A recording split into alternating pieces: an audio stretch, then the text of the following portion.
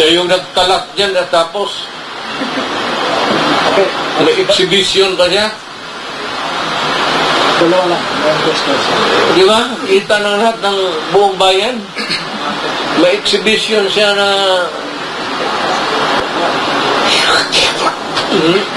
yung ginawa niya, she has shamed for generations to come. Yung magdadala ng pangalan, babawiin mo sa akin.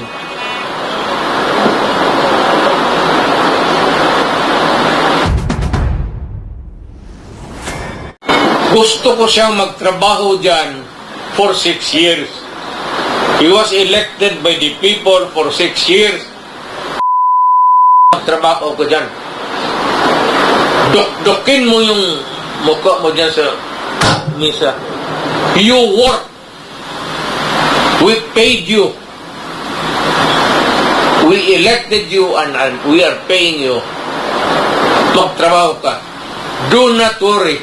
Nobody but nobody is interested or are natanggalin ka. It's a waste of time. Ganon din, babalik tayo. Palitan mo presidente, so bakit? Kung ang anak kong vice president maging president, would you think that this country would be better than what we have now? It's not a guarantee just because I'm not interested. As a matter of fact, I'm praying that he should live until the very end of his term. Wala akong ano kay Marcos. Gusto ko siyang magtrabaho kasi binoto natin siya. Magtrabaho ka dyan. Ba't gawain mo para sa bayan? Ngayon, pagkatapos ng 6 years term mo, then makita mo na magsalita ng tao and we will give you the verdict whether or not you were worth the vote.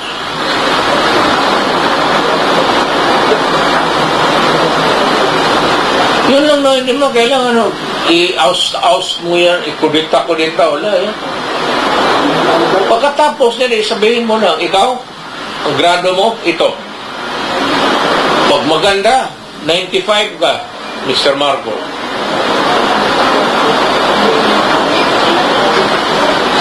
Ganyan lang yan. Ano kasi yung mga takot-takot na yung... Wala yan. Relax ka lang. Walang interesado. Walang... Inday, wag kang pumasok dyan sa presidency. Galing ako dyan. Ayaw ko lang ma-insulto ang Pilipino. Pero trabaho na. Trabaho ka.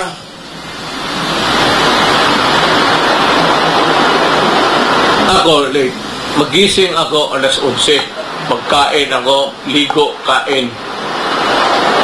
Tapos bihis, punta ng opisina. Pagdating doon, trabaho na. Matapos ako niyan, alas 10, alas 11. Sa barge ako, babalik ako. Di ako natutulog ng Malacanang eh. Dito lang ako sa likod. May mga bahay-bahay dyan. Tapos, umaga, ganun.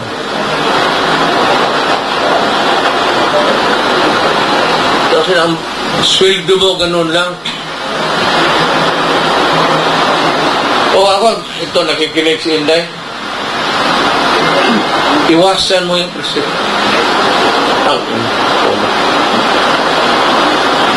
Bigayan mo yung mga ambisyoso. Na ngayon, kung yung may mga ambisyon maging presidente at may sariling agenda sila para sa kapakanan nila, ay, ang ibang istorya. Okay, Semenay. Sir, manghapon. Sir, dineclare ng mainsog yung June 30 na National Protest Day. Inangin pa ang kaliwag kanan yung ginagawang rally ng Pilipinas at Oo. sa abroad. Ano po masasabi po ninyo dito, sir? Well, it's not, ay Maisog is a group of, ano yan eh. Hindi, it's not me actually. Maisog is not me and me is not Maisog. Iba yan, may ibang mga ano yan, ibang tao yan. Brainchild nila yan. Mga negosyante, gano'n. Kaya nakakalat ng gano'n. I cannot say anything. But I hope that whenever there is a rally, it should be peaceful. And the people must be law-abiding. Kasi ako, presidente ako, ayaw ko ng gulo ng bayan ko. Yan talaga, ayaw. Ayaw ko. Kasi naging presidente ako. Not even the slightest disturbance. I would not wish it upon my country. Sir, balikan ko lang yung kay Dilima. Sabi niya, mananagot daw po kayo, sir. Sagutin ko siya.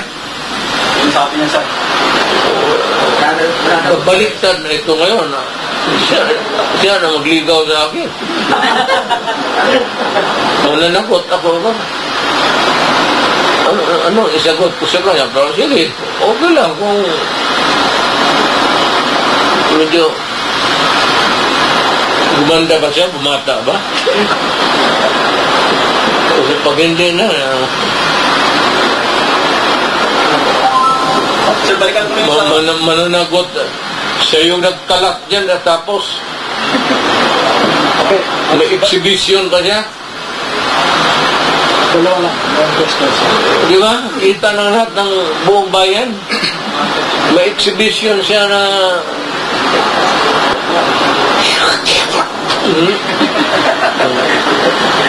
believe ako po tayo na.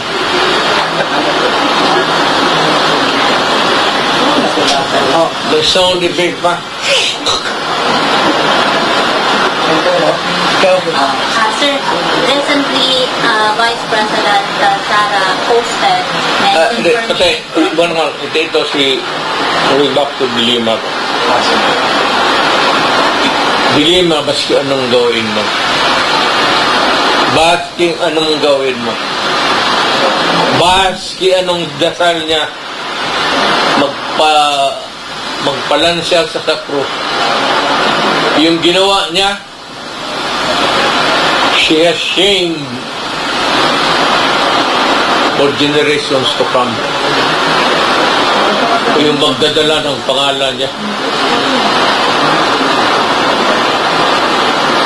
Nandyan pa yan niya. Puro delikadesa, wala naman. Pati ako talaga. Ayaw. Kasi, may mga anak rin akong babae. Nanay doon. Pero, tapos ka na sa huwag kang sumobra kasi lumabas yun uli lalo ka ng babaon. Do not tempt the gods. Find your peace where you are now.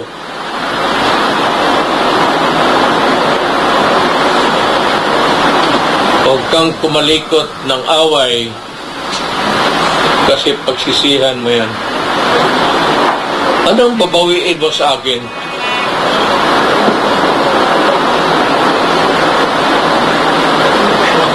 Hindi ba na ako nag-rock and roll?